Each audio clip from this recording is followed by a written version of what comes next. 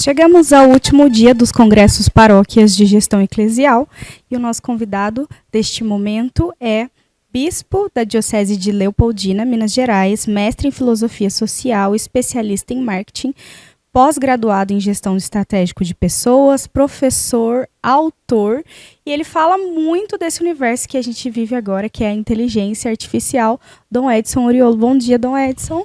Obrigada por aceitar falar com a gente. Bom dia, você também que está acompanhando, né? Uma boa tarde ou uma boa noite. É uma alegria a gente poder estar aqui partilhando algumas verdades para ajudar a gente a crescer cada vez mais na fé, na graça de Deus. Então, Edson, vamos conversar um pouquinho sobre os temas que o senhor trouxe para o Congresso, né? O senhor esteve presente durante a semana nos 4 congressos, né? Trazendo reflexões diferentes de acordo com aquilo que era a realidade de cada congressista, né? Então, vamos começar falando um pouco, então, do secretário como arquiteto da gestão eclesial e da evangelização transformadora. O que o senhor trouxe para discutir com os secretários? Os secretários, tanto a nível de diocese quanto a nível de paróquia, eles são verdadeiros evangelizadores. O diferencial de um secretário numa diocese, numa paróquia, é porque eles ajudam a anunciar cada vez mais a palavra de Deus. Eu falei um pouquinho sobre o cenário que nós estamos vivendo hoje. Existem alguns acrônimos que falam de um mundo VUCA, de um mundo BANI, de um mundo RUPTA e de um mundo TUNA. Resumindo, mostrando que as coisas hoje caminham, são frágeis, as coisas são voláteis, as coisas são turbulentas, as coisas são incertas dentro dessa situação. Então é essa a realidade que os nossos secretários paroquiais, secretários das dioceses, eles enfrentam.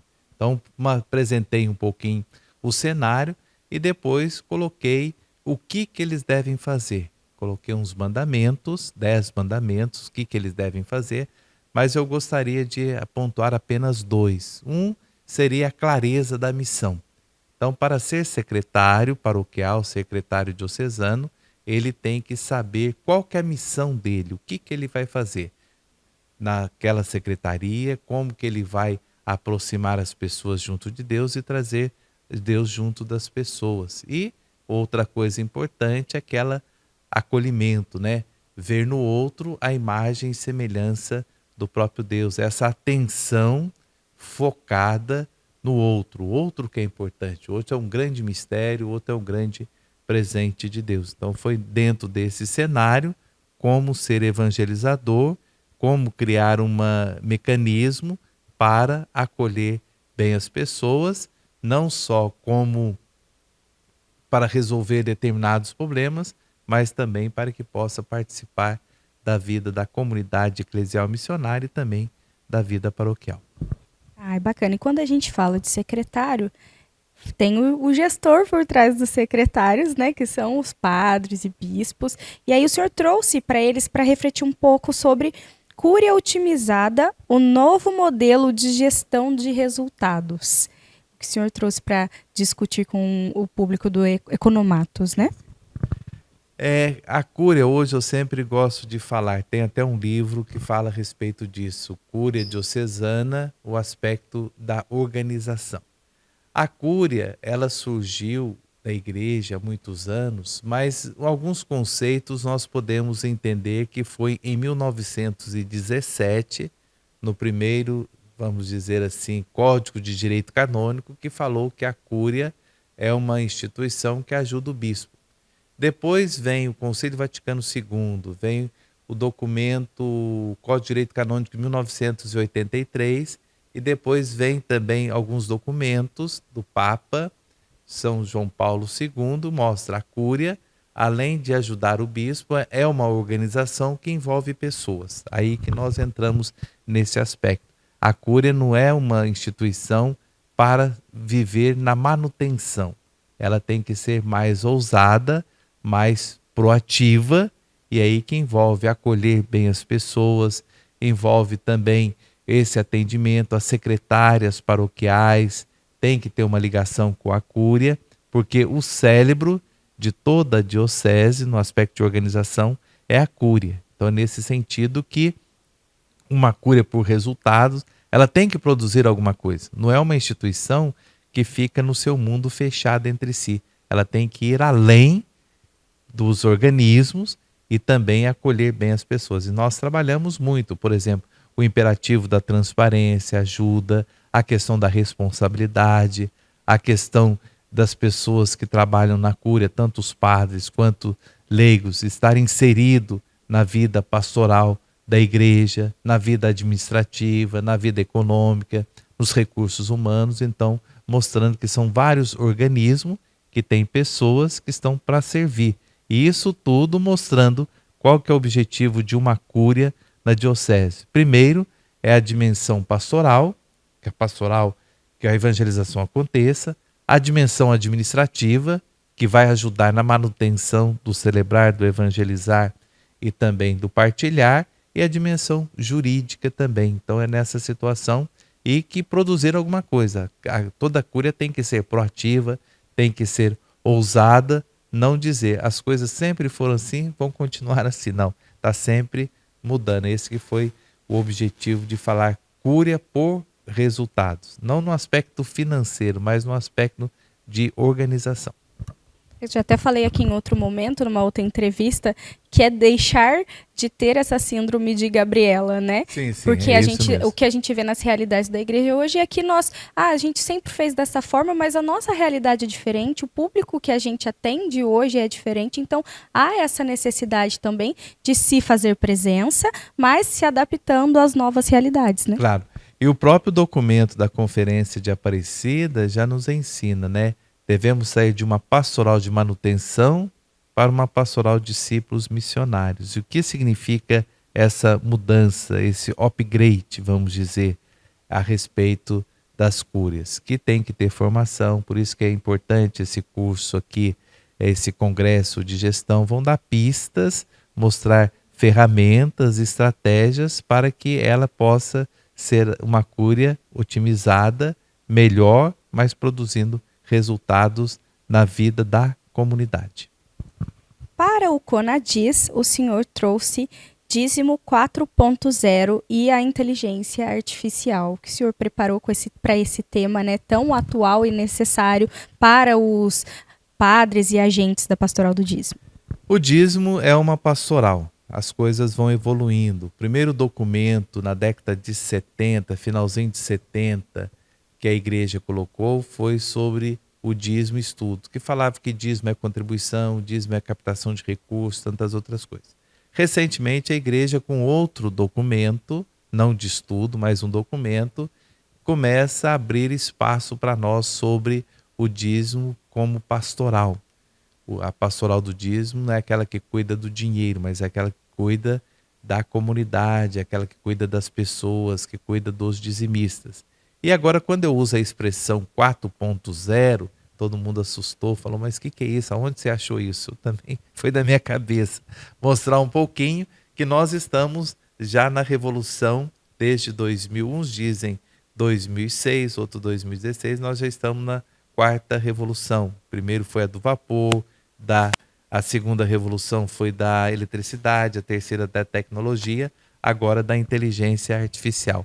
Como nós podemos usar a inteligência artificial generativa, porque a inteligência artificial é um grande guarda-chuva, a inteligência artificial generativa na pastoral do dízimo, usar aplicativos para ajudar a elaborar uma palestra, elaborar, criar planejamentos. Então foi nisso, o pessoal já tem uma caminhada sobre o dízimo. Agora, como a tecnologia, vamos dizer, a tecnologia vai ajudar na pastoral. E isso o próprio Papa Francisco fala a respeito da tecnologia na pastoral. Então é isso que eu fui apresentar. Dízimo 4.0 significa o quê?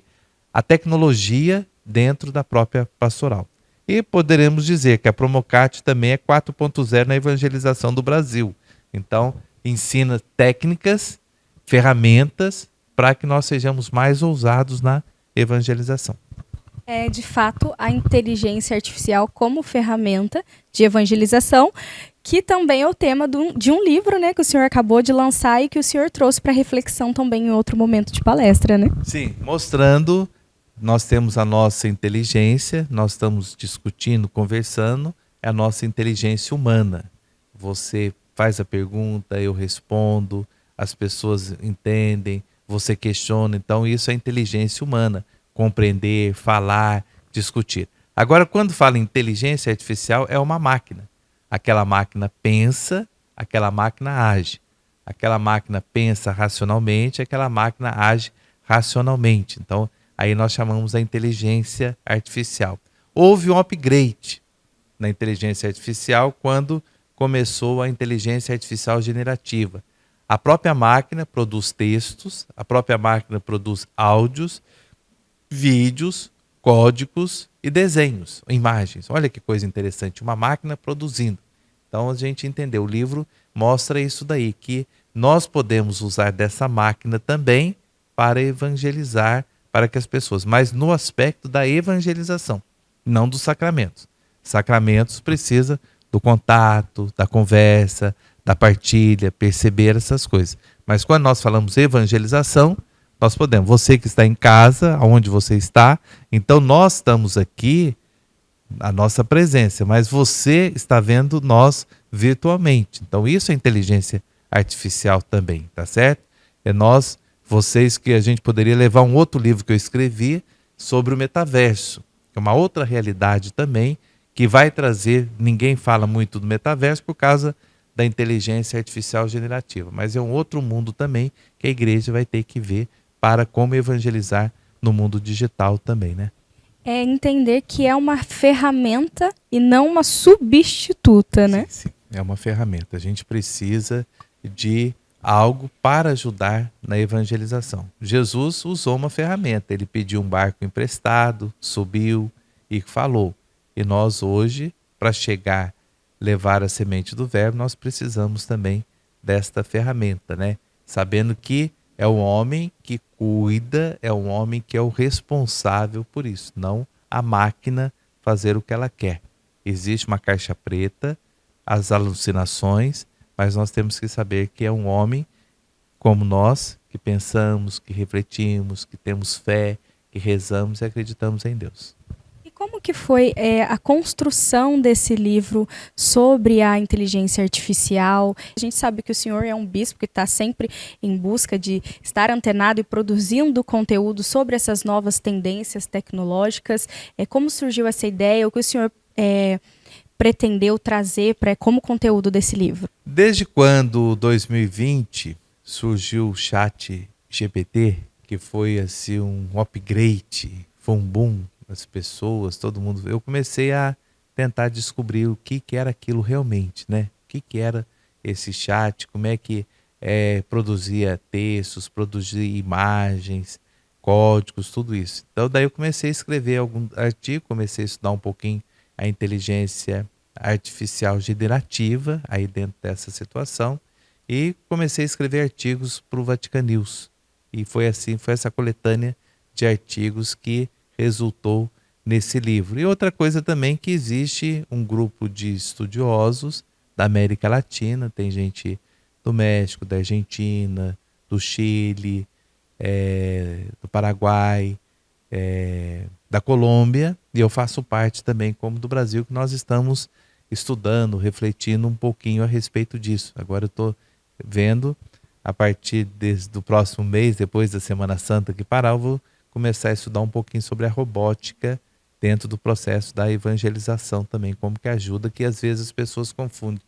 A robótica é uma coisa, a IA é outra e também a ética é outra. Então são coisas, mas tudo dentro de um grande guarda-chuva, né? Então a gente vai estudar nesse sentido, que eu gosto também de ser assim, ousado. E é interessante que recentemente o meu irmão comentava comigo que desde criança eu desmontava as coisas. Tudo que chegava em casa, um rádio eu desmontava e tentava montar de novo. Às vezes um aparelho, eu sempre vi uma coisa, eu queria montar e desmontar. Sempre sobrava peças. Então acho que essa curiosidade de saber, eu acho que isso a gente fica indicando também de aprofundar, né? Eu gosto muito, é uma coisa muito bonita, mas eu tento fazer esse gancho, essa ponte com a evangelização, que é um pouquinho complicado, mas por outro lado nós podemos tirar coisas boas desta realidade. É realmente buscar estar um passo à frente para que a gente possa mesmo trabalhar esse cenário quando isso entra dentro das nossas realidades, Sim, né? sim, isso é muito importante, né? O Papa Francisco fala, a realidade é mais importante do que a ideia. Nós temos que ter os pés no chão e procurar essas ferramentas, isso é muito bonito. Agora falando um pouco dos congressos, a gente sabe que o senhor está aqui, que o senhor faz parte, né, do Conselho da Revista Paróquias, é um grande amigo, conselheiro e orientador da Revista Paróquia ao longo dos anos. Como o senhor enxerga a importância do evento, a maturidade que ele vem construindo ao longo dos anos? A Promocat, com seus congressos, é algo que visionário, é o novo. O novo sempre causa medo. A nossa igreja ela é muito voltada para dentro, a evangelização, toda essa situação. Então, quando existe o novo, isso causa um impacto. Mas eu sempre, desde o início, né, do CONAGE, eu participei da revista Paróquias. Eu não escrevi na primeira edição, mas em todas eu escrevi. Todas, até quando parou, e agora quando virtual também eu tenho escrito, né? Então eu acredito que é uma grande bênção para a igreja. Volta, quando eu era pároco, quando eu era vigário paroquial em Rufino, eu trazia as equipes, depois em Borda da Mata, Pouso Alegre, Belo Horizonte com bispo auxiliar, tem um grupo grande, agora hoje Leopoldina, eu trago todo mundo mostrando, porque isso ajuda muito os nossos leigos, os nossos padres, a ver coisas diferentes, porque às vezes a gente fica fechado no nosso mundo achando que tudo deve girar o mundo. Então a gente vê que quantas coisas bonitas que acontecem, quantas experiências que vão acontecendo, né? Eu acho que é uma bênção para a nossa igreja no Brasil. Deveria as dioceses, as paróquias aproveitar mais disso, mas é aquela questão, o novo é o medo, né? Mas o outro lado, Jesus sempre fala, não tenhais medo. Então, 365 vezes a expressão não tenhais medos na Bíblia. E só que às vezes a gente fica com medo da situação.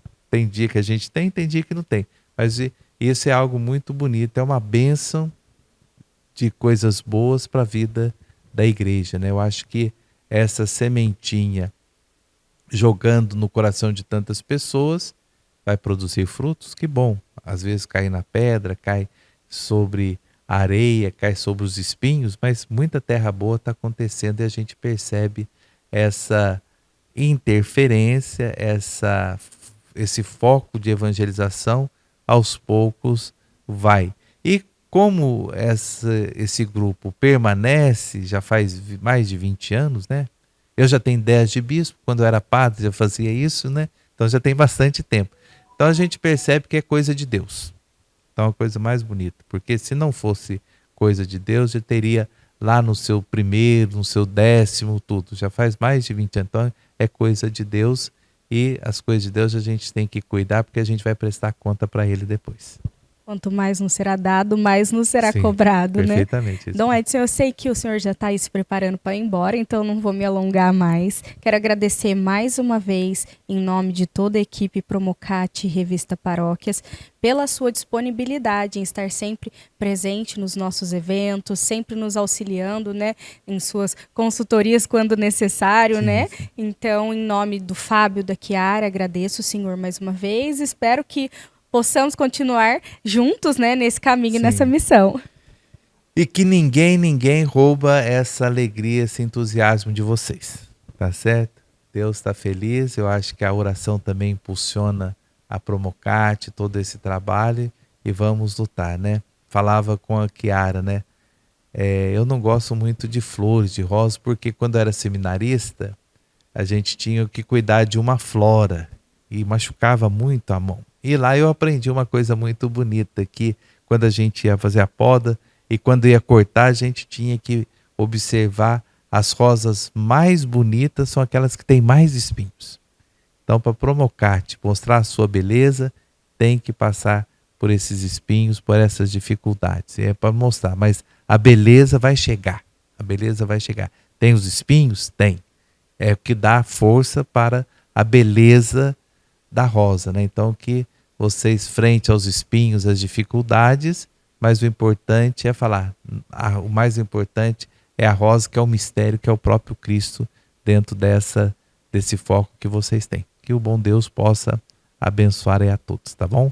E se houverem, né, medo, todos os dias que nós possamos achar os 365, não tenham medo. Perfeitamente, é isso mesmo, a gente lutar para isso. Só lembrando, então, para você que está nos assistindo ou que esteve aqui nos Congressos Paróquias, o Dom Edson é autor de vários livros, dentre eles esse de 2025, que foi lançado agora, que é uma parceria dele com a editora Ave Maria, que também é uma parceira nossa, né, dos Congressos Paróquias. Então, se vocês quiserem adquirir, é só entrar em contato com a editora Ave Maria, e também nas redes sociais do Dom Edson ele mostra um pouco de todas as obras que ele produz. Muito obrigado, Dom Edson. Obrigado, Poliana, e a todos.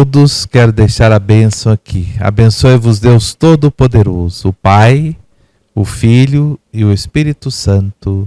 Amém.